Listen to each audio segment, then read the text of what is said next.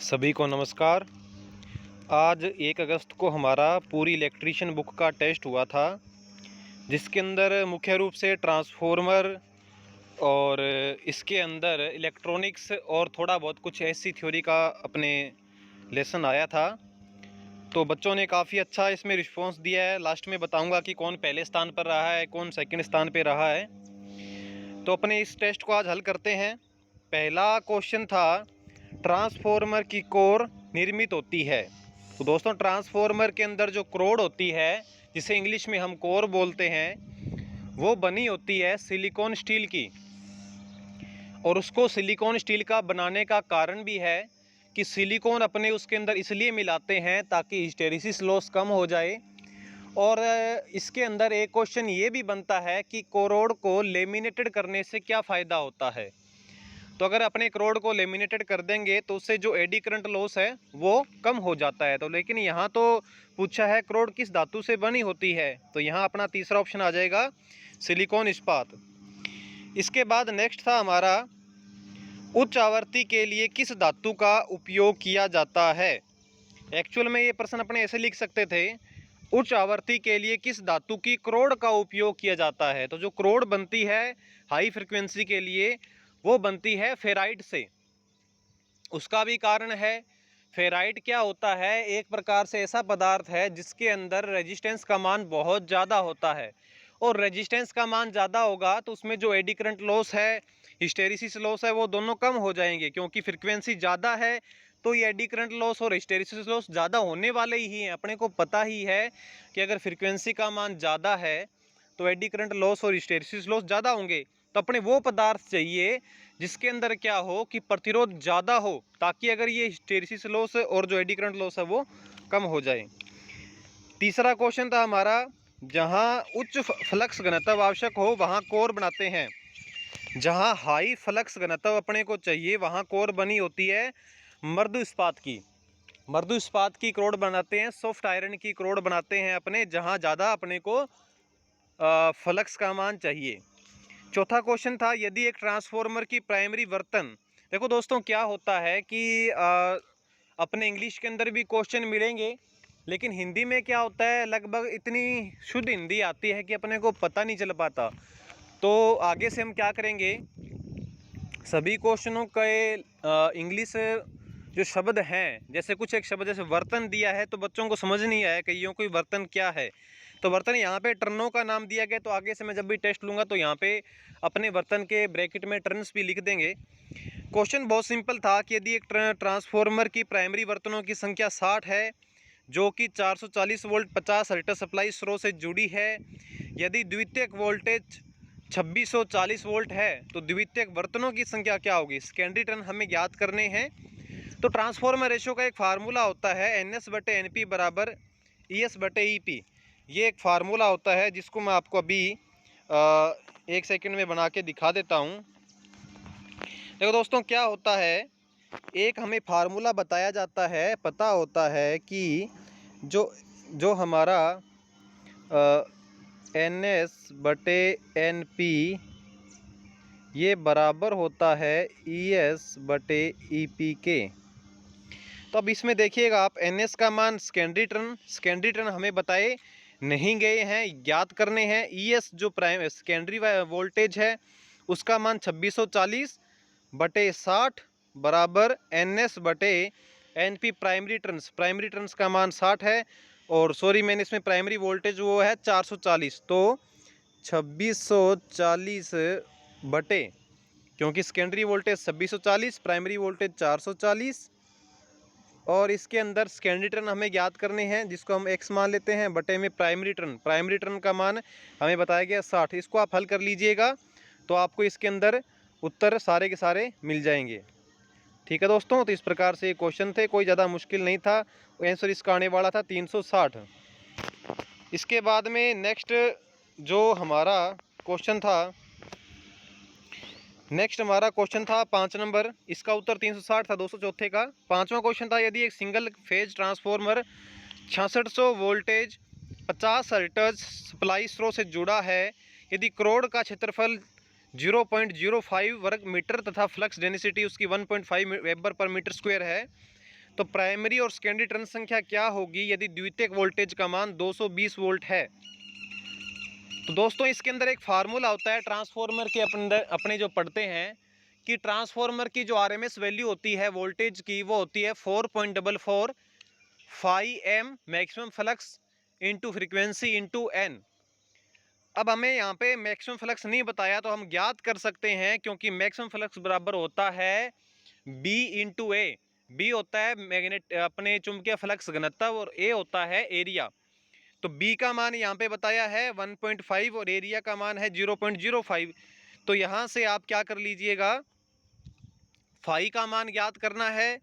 Phi का मान जब यहाँ से दोनों का मल्टीप्लाई करके यानी 0.05 इंटू 1.5 का मल्टीप्लाई करके आप फाई का मान निकाल लोगे, फ्रिक्वेंसी का मान 50 दिया है, टर्नों की संख्या आप निकाल सकते हो, क्योंकि अपने को वोल्टेज इसके अंदर पहले ही बता दी गई है। तो इसके अंदर 6600 बराबर 0.05 इंटू 1.5 इंटू 50 इंटू एक्स, यहाँ से प्राइमरी निकल जाएगा। और इसके बाद में इसके अपने को सेकेंडरी वोल्टेज बता रखी है, तो 220 बराबर फिर वापस अपने, क्योंकि फ्लक्स का मान तो चेंज होता नहीं ट्रांसफॉर्मर में, तो 0.05 इंटू 1.5 इंटू फ्रिक्वेंसी फिर 50 इंटू x2, यहाँ से आपके पास में सेकेंडरी टर्न आ जाएंगे। तो इसका उत्तर 2 नंबर आया था। प्राइमरी टर्न आए थे 396 और सेकेंडरी थे 132। छठा क्वेश्चन था एक ट्रांसफॉर्मर का खुला परिपथ परीक्षण कौन सी हानि को ज्ञात करने में उपयोग करते हैं, वह यह परीक्षण कौन सी वाइंडिंग पर किया जाता है। तो ट्रांसफॉर्मर में जो ओपन सर्किट टेस्ट होता है अपने जानते हैं, ये आयरन लॉस को मेजर करता है और ये एलवी वाइंडिंग पर ज्ञात होता है, हमेशा लो वोल्टेज वाली वाइंडिंग पर इसको ज्ञात करते हैं। तीसरा इसका उत्तर राइट आएगा। सातवां क्वेश्चन था एक ट्रांसफॉर्मर अपनी मैक्सिमम डेंसिटी मैक्सिमम एफिशिएंसी पर काम कर रहा है, यदि उस समय लोहे क्षति 1600 वाट हो तो आधे लोड पर 1/2 लोड पर ताम्र क्षति क्या होगी। तो दोस्तों आप जानते हैं कि अगर ट्रांसफॉर्मर अपनी मैक्सिमम इफिशिएंसी पर काम करता है तो उस समय उसका आयरन लॉस और कॉपर लॉस बराबर होता है, यानी कि अगर आयरन लॉस 1600 वाट है तो कॉपर लॉस भी 1600 होगा। परंतु अब बोला कि लोड आधा कर दिया, आधे लोड पर तो आयरन लॉस का मान तो चेंज होगा नहीं, लेकिन जो कॉपर लॉस है वो क्या होता है, लोड के बिल्कुल प्रोपोर्शनल में होता है और आई स्क्वायर के यानी लोड के स्क्वायर में प्रोपोर्शनल में होता है। लोड यदि आधा हो गया तो आधे का स्क्वायर होता है 1/4, तो पहले से 1/4 रह जाएगा, 1600 इंटू 1/4 400। तो इसका आंसर आ जाएगा 7वें का 3 नंबर उत्तर 400 वाट। 8वां क्वेश्चन दोस्तों दिल्ली मेट्रो के 2014 के अंदर आया था, शून्य लोड अवस्था में ट्रांसफॉर्मर की प्राइमरी वाइंडिंग में वोल्टता व धारा के मध्य संबंध बताइए। जब ट्रांसफॉर्मर नो लोड पे होता है तो उसमें क्या होता है, प्राइमरी वाइंडिंग में करंट चलती है, सेकेंडरी में करंट नहीं चलती। तो प्राइमरी में जो करंट चलती है उसके अंदर जो वोल्टेज जो हम दे रहे हैं और उसकी जो करंट है, जो उसकी करंट है, आगे जाके अपने ट्रांसफॉर्मर लेसन में सीखेंगे कि ट्रांसफॉर्मर में नो लोड पे 2 करंट चलती है, मैग्नेटाइजिंग करंट और कोर करंट। तो इसके हिसाब से अपने फिर इसके एक वेक्टर निकालेंगे और पता करेंगे कि वोल्टेज और जो टोटल जो अपने जो परिणामी जो करंट आती है उसके बीच में 75 डिग्री का एंगल होता है। तो 8वें क्वेश्चन का उत्तर आ जाएगा 75। 9वां क्वेश्चन था एक ट्रांसफॉर्मर की प्राइमरी व सेकेंडरी वोल्टेज कुंडलन के मध्य पारस्परिक प्रतिरोध कितना होता है, वह कला कोण कितना होता है। तो दोनों के बीच में प्रतिरोध इतना ज़्यादा होता है क्योंकि दोनों का आपस में कोई इलेक्ट्रिकल कनेक्शन नहीं होता, तो प्रतिरोध होता है इसका 4 नंबर अनंत। और इसका जो कोण होता है प्राइमरी और सेकेंडरी के बीच में जो वोल्टेज का कोण बनता है वो 180 डिग्री का बनता है, तो 4 नंबर उत्तर आ जाएगा। 10वां क्वेश्चन था एक ट्रांसफॉर्मर की निर्गत क्षमता व्यक्त की जाती है। तो ट्रांसफॉर्मर की जो क्षमता है वो आप सभी जानते हो, बहुत ईजी क्वेश्चन है, ऐसे क्वेश्चन हमारे कंपटीशन में जरूर आते हैं दोस्तों।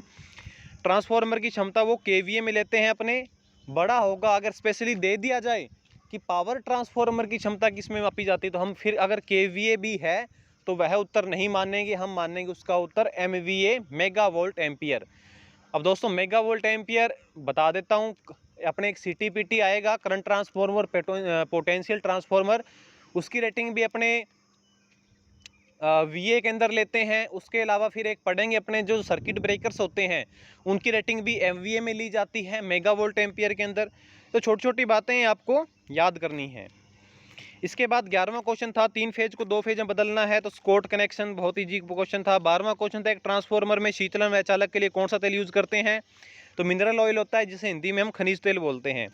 13वां क्वेश्चन था ट्रांसफार्मर की डायलेक्ट्रिक मापी जाती है kV/mm। 14वां क्वेश्चन था धारा परिणामीटर की द्वितीय कुंडली कितने एम्पीयर की होती है, तो सेकेंडरी ट्रांसफार्मर की जो सेकेंडरी है वो 5 एम्पीयर की होती है और उसकी सेकेंडरी का मान आजकल जो सिटी है वो 1 एम्पीयर की भी आती है।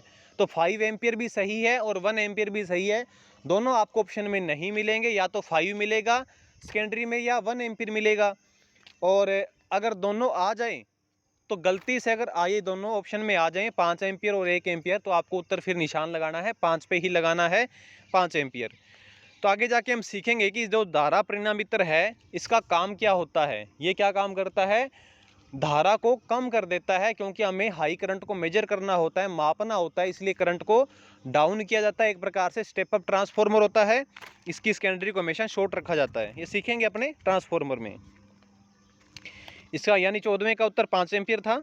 15वां क्वेश्चन ब्रीदर में कौन सा पदार्थ भरा जाता है, सिलिका जेल, सभी को पता है। 16वां क्वेश्चन ट्रांसफार्मर बुशिंग के लिए कौन सा पदार्थ अपने यूज करते हैं, तो पोर्सिलिन। दोस्तों 17वां जो क्वेश्चन था वो क्या था एक्चुअल के अंदर, वो क्वेश्चन था नहीं, डिलीट हो गया, तो मैंने इसका आंसर ए माना, लेकिन मेरे को एक्चुअल में इसका मतलब क्वेश्चन पता नहीं था। 18वां देखते हैं अपने, किस परिपथ द्वारा एक ट्रांसफार्मर का वोल्टेज नियमन व दक्षता ज्ञात किए जा सकते हैं, तो ऐसा कौन सा टेस्ट है जिससे अपने इफिशियंसी भी पता चल जाती है और वोल्टेज रेगुलेशन भी पता चल जाता है, तो ये संपनर टेस्ट आएगा अपने ट्रांसफार्मर लेसन में। वहाँ अपने सीखेंगे 2 आइडियल ट्रांसफार्मर लेते हैं, किस प्रकार से संपनर टेस्ट करते हैं, किस प्रकार से अपने इससे आयरन लॉस और कॉपर लॉस मेजर करते हैं, सारा कुछ अपने सीखेंगे ट्रांसफार्मर में।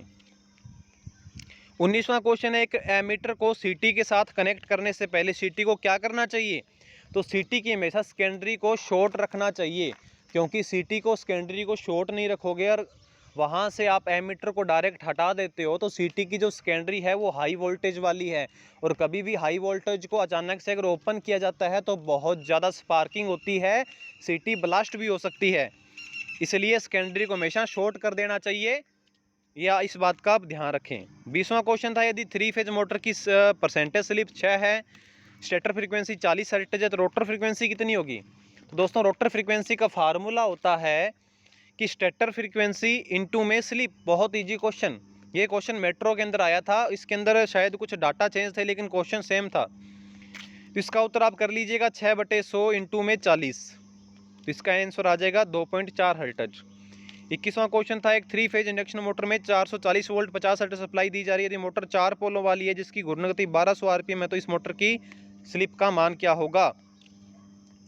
सबसे पहले आपको इसके अंदर सिंक्रोनस स्पीड ज्ञात करनी है। सिंक्रोनस स्पीड का फार्मूला होता है F/120/P, तो सिंक्रोनस स्पीड आप ज्ञात कर लोगे। 4 पोल हैं 50 हर्ट्ज है, तो आप डायरेक्ट याद ही कर लीजिए। 2 पोल हैं 50 हर्ट्ज है, तो सिंक्रोनस स्पीड 3000 आएगी। 4 पोल हैं 50 हर्ट्ज है, तो 1500 आरपीएम आएगी। 6 पोल 50 हर्ट्ज है, तो 1000 आएगी। 8 पोल 50 हर्ट्ज है, तो 750 आरपीएम इसकी सिंक्रोनस स्पीड आती है। यहाँ 4 पोल हैं तो 1500 आरपीएम इसकी सिंक्रोनस स्पीड आ गई। स्लिप का सूत्र आपको याद होना चाहिए, synchronous speed minus rotor speed बटे सिंक्रोनस स्पीड इंटू 100। तो आप इसको जब हल करोगे तो आपको पता चलेगा, उत्तर आएगा 20%। 22वां क्वेश्चन था, स्टेटर को पटलित यानी लेमिनेटेड करने से क्या फ़ायदा होता है, जो मैंने पहले बता दिया था। ट्रांसफार्मर में भी अपने क्रोड को लेमिनेटेड करते हैं, इससे फ़ायदा ये होता है कि एडी करंट क्षति का मान कम हो जाता है। 23वां क्वेश्चन था, डबल केज रोटर में बाहरी परत किस धातु की बनाई जाती है, तो बाहरी परत हमेशा हाई रेजिस्टेंस वाली होनी चाहिए, जो इनर केज है उसका वो लो रेजिस्टेंस वाला होना चाहिए, और उसके अंदर जो इनर केज है रेजिस्टेंस उसका लो होना चाहिए, लेकिन उसके अंदर इंडक्टिव रिएक्टेंस का मान हाई होना चाहिए। लेकिन यहाँ पूछा है बाहरी परत पूछा है, तो बाहरी तो हाई रेजिस्टेंस वाली बनेगी, यानी हाई रेजिस्टेंस इसके अंदर पीतल का है। वह कौन सा स्टार्टर है जो लाइन धारा को कम नहीं करता, लाइन करंट को जो कम नहीं करता, वो डियोल स्टार्टर है, डायरेक्ट ऑनलाइन स्टार्टर, ये लाइन करंट को कम नहीं करता दोस्तों। 25वां, थर्मल ओवरलोड रिले किस स्थान पर प्रचालित होकर मोटर को बंद करती है। थर्मल नाम से समझ में आ जाना चाहिए आपको, थर्मल मतलब हीटिंग इफेक्ट पे काम करती है, यानी उसमें इसका उत्तर आ जाएगा 26वां। 3 फेज इंडक्शन मोटर को विपरीत दिशा में घुमाने वाला परिपथ विपरीत दिशा में घुमाने वाला परिपथ होता है प्लगिंग सर्किट होता है, जो कि 3 फेज मोटर को दोनों दिशाओं में घुमा सकता है। जैसे दोस्तों अगर उदाहरण दूं तो लिफ्ट होती है, लिफ्ट जिसे अपने एलिवेटर भी बोलते हैं, वो लिफ्ट नीचे से ऊपर की तरफ भी जाती है और ऊपर से नीचे की तरफ भी आती है। मोटर वही है, लेकिन उसके अंदर सर्किट होता है जिसे प्लगिंग सर्किट बोला जाता है। वो क्या काम करता है, जैसे ही ऊपर से जब लिफ्ट पहुंच जाती है तो उसके जो NO कॉन्टैक्ट थे वो NC हो जाते हैं, जो NC थे वो कॉन्टैक्ट NO हो जाते हैं, तो वो लिफ्ट हमेशा अब नीचे ही आएगी, यानी मोटर उल्टी दिशा में घूमेगी। जो पहले थी दिशा उसकी, अब दिशा वो चेंज हो जाएगी। यानी अपने सीधी भाषा में बताऊं तो 3 फेज की मोटर होती है, उसके 2 फेज चेंज हो जाते हैं जब अपने उसकी स्पीड की डायरेक्शन को चेंज करना होता है, तो वो सर्किट कहलाता है प्लगिंग सर्किट।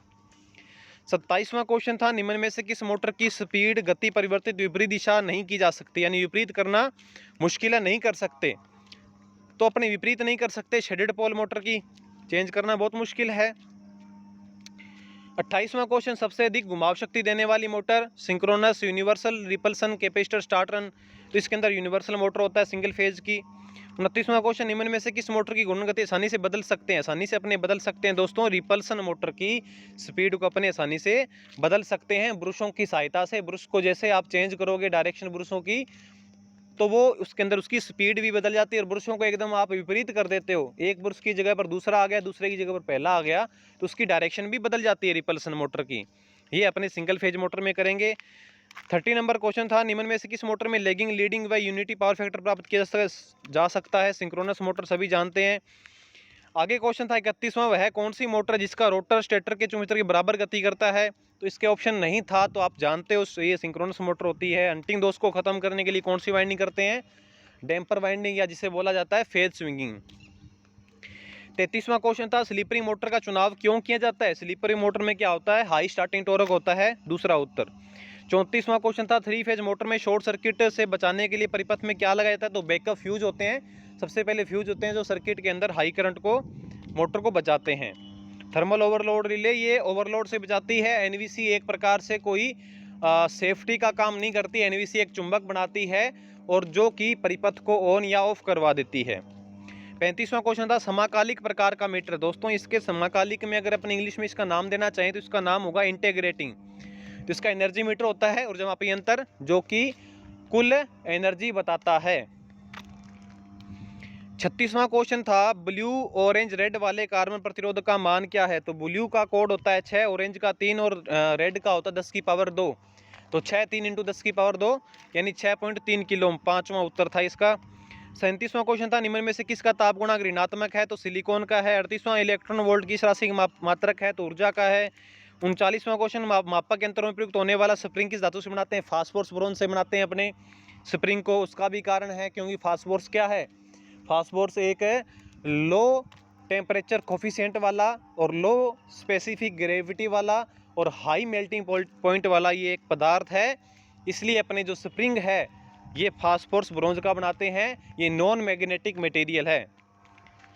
40वां क्वेश्चन था, मूविंग कॉइल यंत्र किस विद्युत धारा पर कार्य करता है। Moving coil only for DC current नापता है। आगे जाके सीखेंगे कि मूविंग आयरन मीटर होता है जो एसी और डीसी दोनों का मेजर करता है, यहाँ पर केवल डीसी। 41वां क्वेश्चन था, किसी एमीटर यानी धारा मापी की माप सीमा बढ़ाने हेतु व्यवस्था की जाती है। अगर अपने कोई एमीटर की अगर माप सीमा बढ़ानी है, जैसे कोई 5 एम्पीयर का एमीटर है उसको 15 एम्पीयर उससे अपने अगर नपवानी है, तो अपने क्या काम करना पड़ेगा, उसकी कुंडली है जो उसकी जो मीटर की कॉइल है उसके पैरेलल क्रम के अंदर एक लो रेजिस्टेंस जोड़ देते हैं जिसे अपने शंट प्रतिरोध बोला जाता है। तो कुंडली के पैरेलल में जोड़ेंगे, जितना करंट मीटर ले सकता है वो उतना ले लेगा और उससे बाकी जो करंट बच गई वो लो रेजिस्टेंस में से जाएगी। तो इसका उत्तर आ जाएगा आप 2 नंबर। 42वां, किरचॉफ के प्रथम नियम के अनुसार संगम पर धारा का मान कितना होता है। संगम पर नोड 8 नोड होता है, करंट का मान 0। ये किरचॉफ के नियम में बहुत अच्छे ढंग से क्लास लगा चुका हूँ। किरचॉफ का प्रथम नियम और सेकंड नियम से अपने विद्युत विभाग में या कहीं भी कौन सा भी एग्जाम हो उसके अंदर क्वेश्चन जरूर आता है। दोस्तों आप मेरी वो क्लास जरूर देखिएगा, डीसी थ्योरी में आपको वो क्लास मिल जाएगी। बैटरी की क्षमता मापी जाती है एम्पियर घंटा, बहुत आसान। 44वां चुंबकीय फ्लक्स घनत्व की इकाई। तो दोस्तों यहाँ टेस्ला भी सही है और वेबर पर मीटर भी सही है, तो 5वां ऑप्शन था, लेकिन उसके अंदर 5 ऑप्शन नहीं थे, तो मैंने इसको तीसरा माना था। जिसने चौथा भी माना तो वो गलत नहीं है।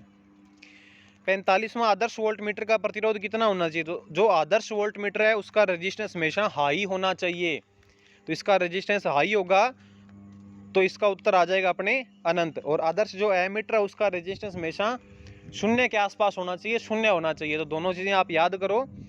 और एक अपने पढ़ेंगे आगे, जो आदर्श आइडियल वोल्टेज सोर्स होता है उसका रेजिस्टेंस 0 होता है, और आइडियल करंट सोर्स होता है उसका रेजिस्टेंस हमेशा अनंत होता है। ये सारी चीज़ें अपने पढ़ेंगे मीटर वाले लेसन में। 46 नंबर क्वेश्चन था, ऊर्ध्वमापी यंत्र में प्रेशर कॉइल दाब कुंडली होती है। प्रेशर कॉइल जो होती है वो हाईली इंडक्टिव टाइप होती है। ये तो अपने एनर्जी मीटर में पढ़ रहे हैं। आगे वाट मीटर होता है, तो वाट मीटर के अंदर ये हाईली रजिस्टिव टाइप होती। तो 46वें क्वेश्चन में तो हाईली इंडक्टिव टाइप आ जाए। 47वां थर्मोकपल यंत्र प्रयोग किया जाता है। तो दोस्तों थर्मोकपल यंत्र एक तो होता है जो टेम्परेचर भी मापता है, एक थर्मोकपल होता है जो करंट भी मापता है। जिसने टेम्परेचर किया वो भी सही है, लेकिन जिसने करंट किया वो भी सही है। ये क्वेश्चन 2012 को एग्जाम हुआ था, टेक्निकल हेल्पर राजस्थान भर्ती 4 नवंबर 2012, उसके अंदर ये क्वेश्चन आया था। उसमें उन्होंने तापमान माना था इसका उत्तर। जिसने तापमान किया वो भी सही है, करंट किया वो भी सही है। 48 नंबर क्वेश्चन था, निम्न में से पैसिव कंपोनेंट कौन सा है? तो पैसिव इसके अंदर प्रतिरोधक भी है और कॉइल भी है और डायोड, कुछ डायोड्स हैं। सारे डायोड्स अपने पैसिव के अंदर नहीं अपने उसको ले सकते, लेकिन कुछ एक डायोड्स हैं जो अपने पैसिव के अंदर पैसिव कंपोनेंट में ले सकते हैं। तो प्रतिरोधक भी सही है, कॉइल भी, इसका उत्तर सही है। 49 क्वेश्चन था, एन प्रकार का पदार्थ निर्माण के लिए डोपिंग किसकी करते हैं? तो एन प्रकार का पदार्थ बनाना है तो पेंटावेलेंट आपको मटेरियल चाहिए। पेंटावेलेंट इसके अंदर आर्सेनिक है, बाकी सारे जो पदार्थ बच गए इंडियम, बोरोन और एल्यूमिनियम, ये टेट्रावेलेंट है, ट्राईवेलेंट है, त्रिसंयोजी है। 50वां क्वेश्चन था, जर्मेनियम डायोड का बैरियर पोटेंशियल कितना होता है? तो दोस्तों जर्मेनियम का, सिलिकॉन का, कार्बन का मैं आपको बता देता हूँ, इनको आप याद कर लीजिएगा। जर्मेनियम का बैरियर पोटेंशियल होता है 0.1 से 0.3। बैरियर पोटेंशियल होता है वह एक मिनिमम वोल्टेज जहाँ से कोई डायोड में करंट चलनी प्रारंभ हो जाती है। एक ऐसा कम से कम वोल्टेज जहाँ से एक डायोड में करंट चलनी प्रारंभ होती है। तो जर्मेनियम में होता है वो 0.1 से 0.3, सिलिकॉन में होता है 0.7 वोल्ट। 51वां क्वेश्चन था, यदि किसी अल्टरनेटर का लोड विसंयोजित यानी हटा दिया जाए तो उसकी वोल्टता 480 से बढ़कर 660 हो जाती है। यानी लोड हटा दिया मतलब नो लोड पे 660 और फुल लोड था तब 480 था। उसका परसेंटेज रेगुलेशन कितना होगा वोल्टेज का? तो आप इसको हल कर लीजिएगा दोस्तों। परसेंटेज वोल्टेज रेगुलेशन आपको ज्ञात करना है, तो नो लोड की वोल्टेज माइनस फुल लोड की वोल्टेज बटा फुल लोड की वोल्टेज इंटू 100। तो आप इसको हल करोगे तो आपको पता चलेगा, आंसर आएगा हमारा 37.5%। तीसरा 52 नंबर क्वेश्चन था, किसी अल्टरनेटर की फील्ड एक्साइटेशन के लिए प्रयुक्त जनरेटर है। तो अपने कोई अल्टरनेटर की फील्ड एक्साइटेशन करते हैं तो शंट जनरेटर होता है, ये इसके लिए बिल्कुल उपयुक्त रहता है, सही रहता है। उसके बाद 54 नंबर क्वेश्चन था, निम्न में से एक दिशीय युक्ति नहीं है, एक दिशीय यूनिडायरेक्शनल। तो इसमें जो यूनिडायरेक्शनल नहीं है वो है अपने बैटरी है, डायोड भी है, अल्टरनेटर नहीं है दोस्तों। अल्टरनेटर एक साइन वेव पैदा करने वाला वोल्टेज सोर्स है, तो अल्टरनेटर यूनिडायरेक्शनल नहीं है। 55 नंबर क्वेश्चन था, कोई धारितीय परिपथ दिष्ट धारा के लिए कितना प्रतिरोध दिखाएगा? तो जो कैपेसिटेंस सर्किट होता है वो दिष्ट धारा यानी डीसी के लिए वो हाई रेजिस्टेंस दिखाता है, क्योंकि एक्सी बराबर होता है 1/ओमेगा-सी यानी 1/2 पाई एफ-सी। तो एफ का मान यहाँ पर 0 आएगा, तो 0 आएगा इसलिए इसका रेजिस्टेंस हाई होगा। तो 55 नंबर का उत्तर आएगा 2। 56 है, जीनर डायोड का उपयोग क्यों करते हैं? प्रयोग होता है तो वोल्टेज रेगुलेटर। जीनर डायोड का उपयोग अपने वोल्टेज रेगुलेटर के रूप में करते हैं। क्या होता है दोस्तों कि अपने जीनर डायोड इसलिए लगाते हैं कि कई बार क्या होता है कि कोई सर्किट के अंदर अचानक से हाई वोल्टेज आ जाते हैं। तो अगर अचानक से हाई वोल्टेज कोई अपने सर्किट में आ गया तो वो क्या काम करेगा? अपने सर्किट को ख़राब कर देगा। तो उस चीज़ से बचाने के लिए, उस हाई वोल्टेज से बचाने के लिए सर्किट के अंदर लगाया जाता है पैरेलल क्रम के अंदर जीनर डायोड। जीनर डायोड का लगाया जाता है जो कि रिवर्स बायस में काम करता है। इसकी रिवर्स बायस जो वोल्टेज है वो काफ़ी कम होती है। तो इसके बारे में अपने इलेक्ट्रॉनिक्स में और ज़्यादा विस्तार से पढ़ेंगे। और क्वेश्चन नंबर हमारा 57 है, ट्रांजिस्टर बायसिंग की सबसे ज़्यादा कौन सी विधि प्रचलित है? तो वोल्टेज डिवाइडर। इसकी बायसिंग का मतलब ट्रांजिस्टर को अपने डीसी सप्लाई देना, तो वो रेजिस्टेंस थोड़ा कैपेसिटेंस लगा के अपने इसके अंदर डीसी सप्लाई देते हैं। वो सारा कुछ सीखेंगे अपने इलेक्ट्रॉनिक्स में। किस कॉन्फ़िगरेशन में पावर गेन सबसे ज़्यादा होता है? तो पावर गेन सबसे ज़्यादा होता है common ammeter 2 number. Common collector में करंट गेन ज़्यादा होता है, कॉमन बेस में वोल्टेज गेन ज़्यादा होता है। 59 क्वेश्चन था, यूजेटी में कितने पीएन संगम होते हैं? यूजेटी का फुल फॉर्म है, देखो जिसको फुल फॉर्म पता है वो इसका उत्तर दे देगा। यूजेटी की फुल फॉर्म है यूनि जंक्शन ट्रांजिस्टर। यूनि का मतलब होता है एक, जिसके अंदर जंक्शन एक हो। तो इसने पूछ भी लिया पीएन संगम कितने हैं, तो इसका उत्तर आ जाएगा एक, यानी तीसरा उत्तर। आगे 60 नंबर क्वेश्चन था, मोसफेट व एफईटी में मुख्य अंतर यह है कि मोसफेट में निम्नलिखित होता है। तो मोसफेट की फुल फॉर्म होती है metal oxide semiconductor field effect transistor. तो इसमें सेमीकंडक्टर का यूज होता है, यानी सिलिकॉन ऑक्साइड का इसमें उपयोग होता है। आगे 61 क्वेश्चन था, एक एससीआर में क्या होता है? तो दोस्तों एक एससीआर के अंदर क्या होता है कि इसके अंदर एक पीएनपी ट्रांजिस्टर होता है और एक पीएन जंक्शन होता है। दोस्तों एससीआर के बारे में बहुत बार क्वेश्चन आ जाता है, तो आप याद कर लीजिएगा। इसके अंदर एससीआर के अंदर एक पीएनपी ट्रांजिस्टर और एक पीएन जंक्शन होता है। टोटल जंक्शन की बात करें तो पीएनपी ट्रांजिस्टर में 2 हो गए, एक अलग से और जोड़ दिया, तो कितने अपने इसके अंदर जंक्शन हो गए? 3 जंक्शन। पीएन जंक्शन कितने हो गए? 3। और पीएन जंक्शन को अपने डिप्लेशन लेयर भी बोलते हैं। तो डिप्लेशन लेयर कितने हो गए इसके अंदर? 3। अगर सीधा लेयर पूछा जाता, लेयर का मतलब है कितने इसके अंदर सेमीकंडक्टर यूज किए हैं, तो सेमीकंडक्टर इसके अंदर 4 यूज किए हैं अपने, पीएन। ठीक है साथियों, तो आपको इसके अंदर याद करना है, मैं लिखवा देता हूं। अगर आप लिखोगे कि एक एससीआर के अंदर, तीसरा उत्तर तो सही है, फिर आप इसमें ये लिख सकते हो कि इसके अंदर 3 पीएन जंक्शन होते हैं, फिर लिख सकते हो 3 डिप्लेशन लेयर होती है, फिर लिख सकते हो इसके अंदर 4 लेयर्स होती हैं। इस प्रकार से ये 61 क्वेश्चन हमारा यहाँ कंप्लीट हो जाता है। इसके बाद दोस्तों 62 नंबर क्वेश्चन हमारा कि फुल वेव रेक्टिफायर में आउटपुट रिपल फ्रीक्वेंसी का मान इनपुट फ्रीक्वेंसी से कितना होता है? यह क्वेश्चन दोस्तों कई बार कंपटीशन में आ गया है और बच्चे बहुत बार इसका उत्तर गलत दे देते हैं। फुल वेव में पूछा है तो वो सोचते हैं कि इसके अंदर जो रिपल फ्रीक्वेंसी होगी वो इनपुट फ्रीक्वेंसी के बराबर होगी, जबकि ऐसा नहीं है। इसके अंदर जो रिपल मिलते हैं वो एक चक्कर के अंदर 2 रिपल मिलते हैं, यानी जितनी फ्रीक्वेंसी है उससे जस्ट डबल। तो इसका आंसर आएगा डबल, दुगना। उसके बाद 63 नंबर क्वेश्चन है, उच्च ऊष्मा उत्पन्न करने के लिए प्रयोग होने वाली धातु कौन सी है?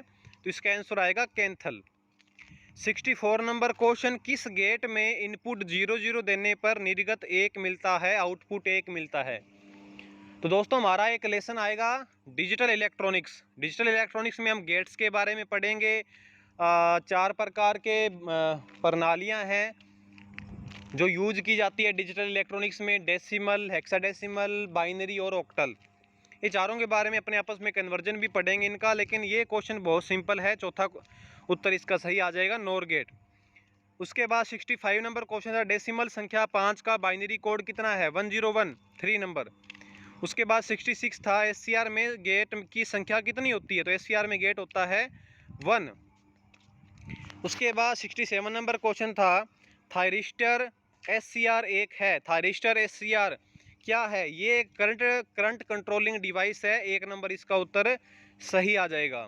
68 था, SF6 परिपथ वियोजक यानी सर्किट ब्रेकर में SF6 गैस का पूरा नाम क्या है? ये बहुत बार कंपटीशन में आ गया है, सल्फर हेक्साफ्लोराइड। एस का मतलब सल्फर, जो लास्ट में 6 दिया है उसका मतलब हेक्सा, और एफ का मतलब फ्लोराइड। यूपीएस का पूरा नाम अनइंटरप्टेड पावर सप्लाई, सभी देखते हो, आजकल सभी कंप्यूटरों में लगा होता है ये।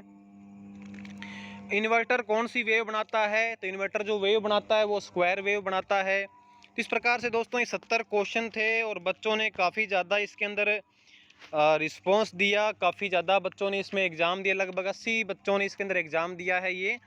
और 80 में से इसके अंदर जो पहले स्थान पर रहा है वो है इसके अंदर हैप्पी शर्मा। 2 नंबर पे मैं याद नहीं है कौन था, लेकिन 1 नंबर पे जो था वो हैप्पी शर्मा था। इसने इसके अंदर बहुत ज़्यादा लगभग इसके अंदर शायद 120 नंबर उसने लिए थे 140 में से। बहुत अच्छा उसने एग्ज़ाम दिया था, उसके सारे क्वेश्चन लगभग सही थे। कुछ एक क्वेश्चन लगभग 8 से 9 क्वेश्चन उसके गलत थे, बाकी सब सही थे। तो ठीक है साथियों, इस प्रकार से ये आज का टेस्ट था। 1 अगस्त को अपने कंप्लीट हो गया। अब 3 अगस्त को यानी मंगलवार को अपना लेसन का जो टेस्ट होगा वो लेसन है ओनली फॉर 1 लेसन। 1 लेसन का ही टेस्ट होगा। वो लेसन रहेगा हमारा डीसी थ्योरी लेसन। तो साथियों डीसी थ्योरी लेसन का टेस्ट होगा, अच्छी ढंग से उसको तैयार कर लीजिए। 3 तारीख को शाम को 5 बजे इस लेसन का यानी डीसी थ्योरी लेसन का टेस्ट होगा और देखते हैं उसके अंदर पहला नंबर किसका आता है। तो ठीक है साथियों, तो आप अच्छे ढंग से तैयारी कीजिए और बहुत जल्दी ही राजस्थान में टेक्निकल हेल्पर की भर्ती आने वाली है, ये पक्की बात है। इस महीने के अंत तक उसका विज्ञापन ज़रूर आ जाएगा। तो अपनी तैयारी को और ज़्यादा मजबूत करने की आपको ज़रूरत है और आपको रेगुलर टेस्ट देना चाहिए। काफ़ी सारे बच्चे टेस्ट देते हैं और अगर आपको टेस्ट देना है तो मेरी एप्लीकेशन का लिंक आपको इस क्लास की डिस्क्रिप्शन में मिल जाएगा। उसको डाउनलोड करके और रेगुलर आप टेस्ट दे सकते हो। धन्यवाद।